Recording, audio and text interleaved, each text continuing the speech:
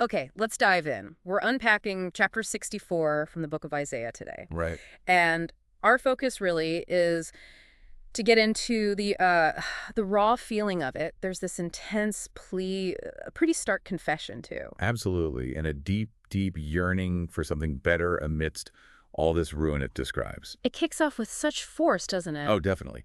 That opening line, oh, that you would rend the heavens and come down. It's not subtle. Rend the heavens, yeah, like tearing the sky open. It's not a polite request. Not at all. And look at the scale of what's being asked for. Mountains trembling, nations quaking. And the imagery used is really vivid, like fire catching twigs or water boiling over. Intense stuff. It is, and the point seems clear. Make God's name known, make everyone pay attention. But then it immediately sets up this contrast, right, between this hoped-for arrival and all the past. Exactly. It remembers these awesome things, these past times when God did act powerfully, when the mountains trembled. So there's this memory of God's power, but the present situation feels very different. Very different. And it even highlights God's uniqueness. No ear has perceived, no eye has seen any God besides you who acts for those who wait for him. So this incredibly powerful, unique God, but something's gone wrong in the present. And the text doesn't shy away from saying what. It moves right into this really difficult confession of sin. Yeah, it admits you were angry when we continued to sin. It faces it head on. It's quite brutal in its honesty. Phrases like, all of us have become like one who is unclean. That's heavy.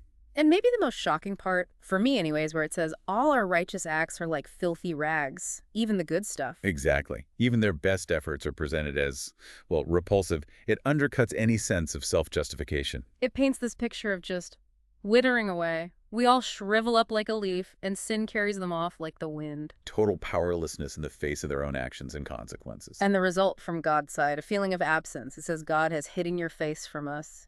Yeah, and allowed them to waste away because of these sins. It connects the divine absence directly to their state. And that wasting away isn't just spiritual, is it? The text gets very specific about the physical destruction. Very specific. Heartbreakingly so. You hear about sacred cities becoming a desert. Even Jerusalem, Zion, is called a desolation. The temple itself, the center of everything, burned with fire. And all that we treasured lies in ruins. It's complete, utter devastation. Just ruin everywhere you look. But then, just when it feels darkest, the tone shifts. It does. It pivots quite dramatically towards relationship, towards identity. Yeah, away from the ruin and the sin, almost, and back to basics. Yet, O Lord, you are our Father. Such a powerful turn. We are the clay, you are the potter. We are all the work of your hand. It's an appeal to that fundamental bond. Even in the wreckage, they're saying, remember who we are to you. Exactly. We are all your people. It's like saying, despite everything, this core relationship still exists. Can you ignore this? And it ends with that question hanging in the air, doesn't it? After describing all this destruction. Right. After all this, Yeah. will you hold yourself back? Will you keep silent and punish us beyond measure? It leaves it there. So, quite a journey in one chapter. From that initial, almost violent cry for intervention Through that incredibly painful self-assessment and picture of ruin. to this final appeal, grounded purely in who they are in relation to God, Father, Potter. It's a lot to take in. Yeah. And it makes you think, when you encounter an ancient text like this, what parts connect? Yeah, does that feeling of distance or the acknowledgement of fault? Or maybe that hope that's still there, just based on identity? Does any of that resonate with things you see or feel? And maybe thinking about that ruin, that complete brokenness described, and then that reminder, we are the clay, you are the potter. What does that suggest about maybe the possibility of being reshaped?